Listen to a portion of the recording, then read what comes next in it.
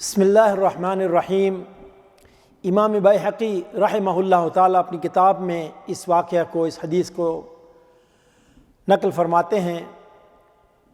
وہ روایت کرتے ہیں کہ ایک دن نبی اکرم صلی اللہ علیہ وسلم نے دیکھا کہ حضرت علی رضی اللہ تعالیٰ عنہ اور حضرت زبیر آپس میں ہنس ہنس کے ایک دوسرے سے گفتگو کر رہے ہیں۔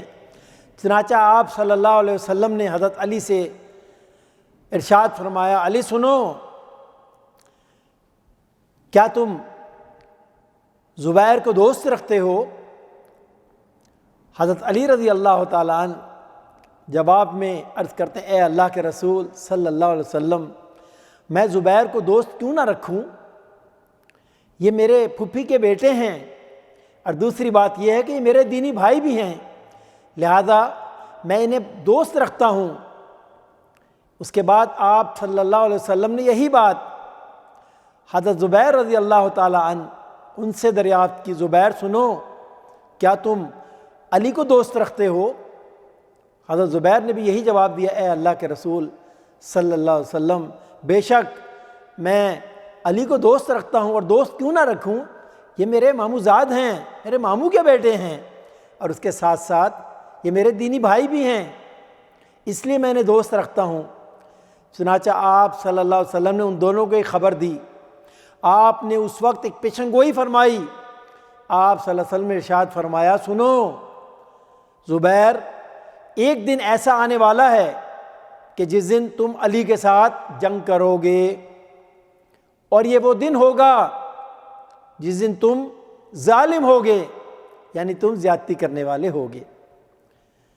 اس کے بعد ہم نے دیکھا، تاریخ ہمیں بتلاتی ہے کہ جنگ جمل میں، جو کہ حضرت علی رضی اللہ تعالیٰ عنہ ان کے دور خلافت میں ہوئی، اس میں حضرت علی اور حضرت زبیر ایک دوسرے کے مد مقابل تھے۔ جب ایک دوسرے کے آمنا سامنا ہوا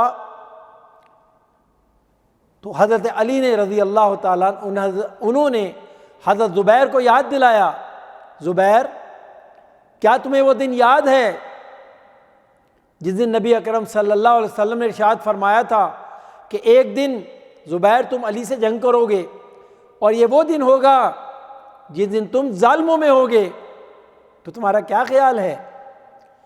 حضرت زبیر رضی اللہ تعالی عنہ جو کہ بہت بڑے صحابی ہیں، بڑا مقام ہے ان کا، انہیں فوراً یاد آ جاتا ہے، کہتے ہیں ہاں علی مجھے یاد آ گیا اور میں بھول گیا تھا۔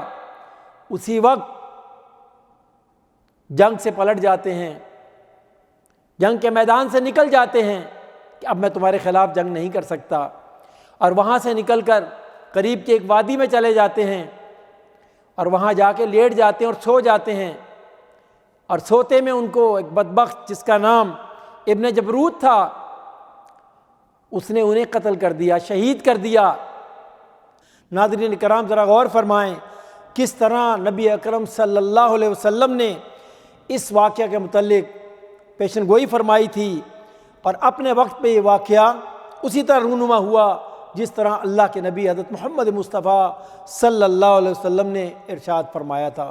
اللہ اکبر، اللہ اکبر، وللہ الحمد، وصلی اللہ علی نبینا محمد وعلی آلہ وصحبہ اجمعین۔ صلوا علی